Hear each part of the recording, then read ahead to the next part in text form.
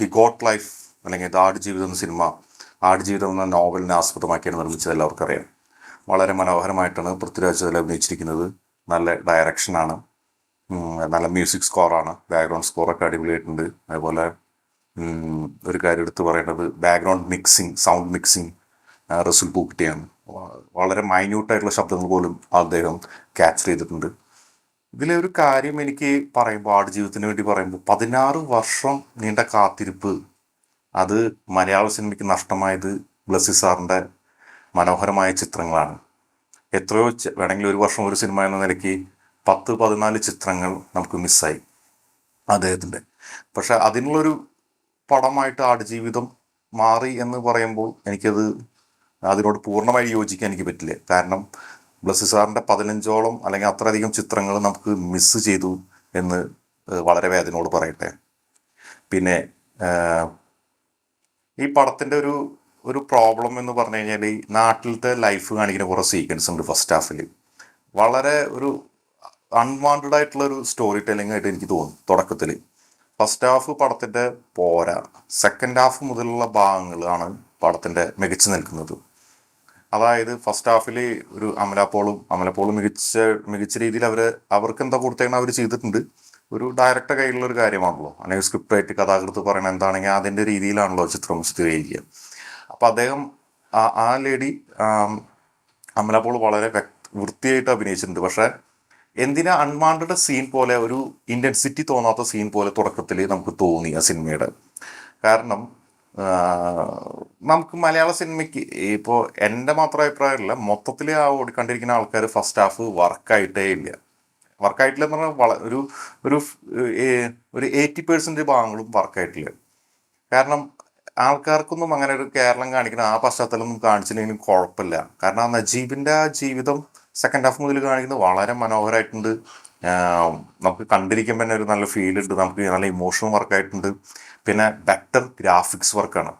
ആ കഴുകന്മാരായിട്ടുള്ള അടിയും ആ പാമ്പ് വരുന്നതും അതുപോലെ മണൽക്കാറ്റും, പിന്നെ ഒരു നല്ല സി ജി നല്ല രീതിയിൽ വർക്കൗട്ട് ചെയ്തിട്ടുണ്ട് സിനിമയിൽ. അതൊരു മുഴച്ചു നിൽക്കുന്നത് പോലെ ഒന്നും തോന്നുന്നില്ല.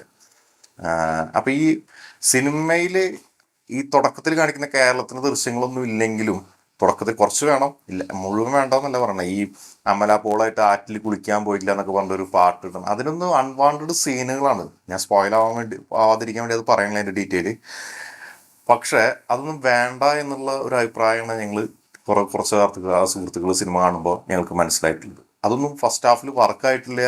Second half ഗംഭീരമായിട്ടുണ്ട്. ഗംഭീരമായിട്ടെന്ന് പറഞ്ഞാൽ ഭീകരവും അതിഗംഭീരമായിട്ട് ഇത് ചേർന്നുകൊണ്ട്, ശരിക്കും പറഞ്ഞു കഴിച്ചാൽ പഴയ കാലത്തൊക്കെയാണ് നമ്മൾ മലയാള സിനിമ എന്ന് പറയുമ്പോൾ അങ്ങനെ ഇതിനൊന്നും ആവശ്യമില്ല എന്നാണ് എനിക്ക് തോന്നിയിട്ടുള്ളത്, വ്യക്തിപരമായിട്ടുള്ള അഭിപ്രായം. ഇത് എത്രത്തോളം പൂർണ്ണമായി ശരിയാണെന്ന് അറിയില്ല. കാരണം അദ്ദേഹം വിസ വന്ന് ട്രെയിനിൽ കയറുന്ന ഭാഗം മുതൽ മാത്രം മതി ഈ സിനിമയുടെ തുടക്കം. അവിടെ തൊട്ട് ആൾക്കാർക്ക് മനസ്സിലാവും ഈ കഥ എന്താണെന്നുള്ളത്. കുറേ ലവ് സീനും ഇതൊക്കെ കാണിക്കുന്നത് വളരെ കുറേ ലവ് സീൻ പോലെ കാണിക്കുന്നത്, അത് അത്രയൊന്നും ആവശ്യമില്ല. അതൊന്നും ഒരു ഇൻഡെപ്തായിട്ട് ഇൻറ്റൻസിറ്റി ഒന്നും ഇല്ല സീനിന്. അതാണ് ഒരു പറയാനുള്ള ഒരു കാര്യം. പിന്നെ ഈ സിനിമയുടെ മറ്റൊരു പോരായ്മ എന്ന് പറഞ്ഞു കഴിഞ്ഞാൽ, ഈ സിനിമയുടെ അകത്ത് പിന്നെ ഭാര്യയോട് യാതൊരു ഇമോഷൻസും കാണിക്കുന്നില്ല. കാരണം ഇതൊരു കഥേനെ ആസ്പദമാക്കി എഴുതി എന്നാണ് ബ്ലസ്സി സാർ പറയുന്നത്, അവകാശപ്പെടുന്നത്. ഈ അമല പോള് ക്യാരക്ടർ അനുഭവിക്കുന്ന മാനസിക സംഘർഷങ്ങളൊന്നും ഈ സിനിമയുടെ പിന്നെ ഒരു ഭാഗത്തും കാണിക്കുന്നില്ല. അത് വളരെ ഒരു ന്യൂനതയായിട്ട് പോയി. കാരണം ബാക്കിൽ നാട്ടിൽ എന്തുണ്ടാവണു എന്നുള്ള ഒരു സീക്വൻസ് അല്ലെങ്കിൽ സിറ്റുവേഷൻസ് വല്ലപ്പോഴും കാണിക്കായിരുന്നെങ്കിൽ നന്നായിരുന്നു, കുറച്ചുകൂടി നല്ല ഇൻറ്റൻസിറ്റി. പിന്നെ അതുപോലെ തന്നെ ആ സുഹൃത്തിന് വാച്ച് ഊരി കൊടുക്കുന്ന സീന്, അത് കാണിക്കുകയാണെങ്കിൽ വളരെ മനോഹരമായിരുന്നു. അതേപോലെ തന്നെ ഹോട്ടലിൽ എത്തിയിട്ട് ഫസ്റ്റ് അയാൾക്ക് ഭക്ഷണം കൊടുക്കുന്ന ഒരു സീന്, അത് കാണിക്കുകയാണെങ്കിൽ നല്ല മനോഹരമായിരുന്നു. കാരണം തളർന്ന് രക്ഷപ്പെട്ടു പോകുന്ന ഒരു മലബാർ ഹോട്ടൽ എന്ന് പറഞ്ഞ ഹോട്ടൽ ഫ്രണ്ടിൽ കിടന്നിട്ട് ആളൊരു ബിരിയാണി എന്തെങ്കിലും കഴിച്ച് കൈ കഴുകിയിട്ട് കൊടുക്കുന്ന ഒരു സീന്. കാരണം ഇത്ര നാൾ ഭക്ഷണവും വെള്ളവും കുടിക്കാൻ പറ്റാതെ, വെള്ളം കുടിക്കാനും സിനിമയിൽ ചെറുതായിട്ട് സർവൈവലിൻ്റെ ഭാഗമായിട്ട് അവിടെ ഇവിടെ വെള്ളം കുടിക്കുന്നുണ്ടെങ്കിലും കൂടി വെള്ളവും നല്ല രീതിയിലൊരു ഭക്ഷണം കഴിക്കാൻ പറ്റാതെ ഇരിക്കുന്ന സീനിൽ ഇയാളൊരു ബിരിയാണി, മലബാർ തലശ്ശേരി ദം ബിരിയാണി എന്തെങ്കിലും വാങ്ങി കൊടുക്കുന്ന സീൻ കാണിക്കണേ, അത് വളരെ മനോഹരമായിരുന്നു. പിന്നെ ഒരു സീൻ മിസ്സിംഗ് ആയിട്ട് തോന്നിയിട്ട് കഥയിൽ വായിച്ചിരുന്ന ഇദ്ദേഹം പറയുന്നുണ്ട് ഫ്ലൈറ്റ് പോയിരുന്നു എന്നുള്ളത്. ഇയാളെ എടുക്കണ ആകാശത്തൂടെ ഫ്ലൈറ്റ് പോകുന്നത് കാണാമായിരുന്നു എന്നുള്ളത്. ആ ഒരു സീന് മിസ്സിങ് ആയിട്ട് എനിക്ക് ഇതിൽ നന്നായിട്ട് തോന്നി. കാരണം ആ ഫ്ലൈറ്റ് എങ്ങനെ രക്ഷപ്പെടും എന്നുള്ള രീതിയിൽ നോക്കുമ്പോൾ ഫ്ലൈറ്റ് ആകാശത്തൂടെ നോക്കുന്ന സമയത്ത് പോണപ്പോൾ രണ്ട് മൂന്ന് എന്തെങ്കിലും സീനുകൾ ആഡ് ഓൺ ചെയ്യണേ നന്നായിരുന്നു. പിന്നെ ഭാര്യയുടെ ഇമോഷണൽ ഇടപെടുന്ന ഫാമിലിയുടെ ഒരു ഇമോഷണൽ സിറ്റുവേഷൻ എങ്ങനെയാന്നുള്ളൊരു കാര്യം ഒന്ന് ചെയ്യായിരുന്നു. ഇതൊക്കെ മിസ്സിങ് ആയിട്ടാണ് തോന്നുന്നത്. പിന്നെ ഈ പടത്തിന്റെ സെക്കൻഡ് ഹാഫിൽ മിസ്റ്റർ റഹ്മാൻ ചെയ്തിട്ടുള്ള ഒരു മ്യൂസിക് കോമ്പോസിഷൻ ഉണ്ട്, വളരെ മനോഹരമായിട്ടുണ്ട്. ഒരു കൊക്കോളയുടെ ബോട്ടിൽ കിട്ടിയിട്ട് ഒരു സാധനം ചെയ്യുന്നുണ്ട്, നല്ല രീതിയിൽ വർക്കൗട്ട് ആയിട്ടുള്ള സാധനം, നല്ല ഫീലിംഗ് ഉണ്ട്, ഇമോഷണൽ ഉണ്ട്. പിന്നെ ഡ്രോൺ ഷോട്ടൊക്കെ നല്ല മനോഹരമായിട്ടുണ്ട്.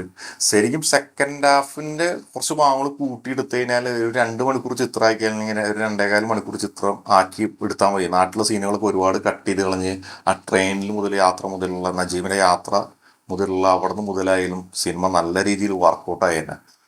ഇത് മോശം എന്നല്ല പറയണത്, പക്ഷെ ഞങ്ങളൊക്കെ ഒരു മൊത്തം അവിടെയുള്ള ആൾക്കാരുടെ ആംബിയൻസ്, തിയേറ്ററിലെ ആംബിയൻസിൽ അങ്ങനെയാണ് പറഞ്ഞിരിക്കുന്നത്. ഫസ്റ്റ് ഹാഫ് ഒന്നും അധിക രീതിയിൽ നല്ല രീതിയിൽ ഒരു 50-50 എന്ന രീതി പോലും ഇല്ല, അത്ര രീതിയിൽ പോലും വർക്കായിട്ടില്ല. സെക്കൻഡ് ഹാഫാണ് ആ പടത്തിൻ്റെ ഇൻഡെപ്തും കളർ ടോണും കളർ മൂഡും ആ സാറ്റുറേഷൻ ലൈഫിൻ്റെ ഒരു ഇതായിട്ട് ഫീൽ ആയിട്ടുള്ള ഒരു ഇതായിട്ട് തോന്നിയിട്ടുള്ളത്.